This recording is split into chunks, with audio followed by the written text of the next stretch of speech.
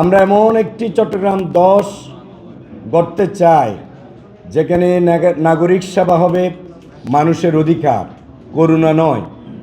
যেখানে তরুণরা হবে দক্ষ স্বাবলম্বী, যেখানে নারী শিশু শ্রমজীবী, বস্তিবাসী, পাহাড়বাসী, সংখ্যালঘু, অবহেলিত সবাই পাবে সম্মানজনক জীবন, এবং যেখানে প্রশাসন হবে জনবান্ধব, দুর্নীতিমুক্ত ও জবাবদিহিমূলক। এই ইশতেহার শুধু আশ্বাস নয়, এটি একটি বাস্তবভিত্তিক, সময় উপযোগী ও কার্যকর উন্নয়নের রূপরেখা। আমাদের অঙ্গীকার ইনসাফভিত্তিক সমাজ, দুর্নীতিমুক্ত প্রশাসন ও মানবিক উন্নয়নের মাধ্যমে চট্টগ্রাম 10কে আধুনিক, নিরাপদ ও সমৃদ্ধ জনপদে রূপান্তর। আমি এক নজরে ইশতেহারের কি পয়েন্টগুলো বলার চেষ্টা করছি। তরুণদের জন্য পরিকল্পনা, দক্ষতা, কর্মসংস্থান, উদ্যোক্তা উন্নয়ন। 2, নাগরিক সেবার সংস্কার, সেবা হবে অধিকার, হয়রানি নয়। ওয়ান স্টপ সার্ভিস সেন্টার ও আধুনিক সহায়তা কেন্দ্র। জলাবদ্ধতা নিরসন, চট্টগ্রামের দীর্ঘদিনের অভিশাপ থেকে মুক্তির প্রচেষ্টা। স্বাস্থ্যসেবা, চিকিৎসা হবে সবার অধিকার। আধুনিক বাজার ব্যবস্থাপনা ও ন্যায্য মূল্য। কর্মসংস্থান ও অর্থনৈতিক উন্নয়ন। নিরাপত্তা ও সামাজিক শৃঙ্খলা। মাদক বিরোধী আন্দোলন, মাদক নয়, চাই মেধা ও সমৃদ্ধির ভবিষ্যৎ। আধুনিক ময়লা ও বর্জ্য ব্যবস্থাপনায় সহায়তা। বস্তিবাসীদের জন্য মানবিক নগর পরিকল্পনা।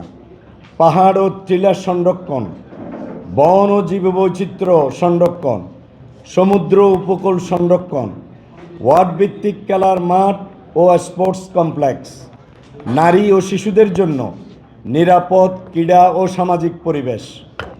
স্মার্ট ট্রাফিক ও যানজট নিয়ন্ত্রণ।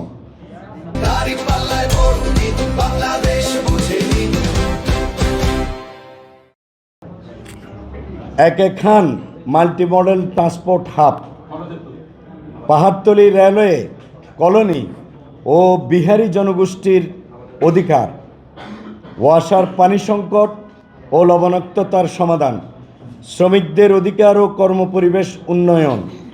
চট্টগ্রাম 10 এলাকায় মেডিকেল কলেজ স্থাপনের স্বপ্ন। শিক্ষা ও দক্ষতা উন্নয়ন। দুর্নীতি প্রতিরোধ।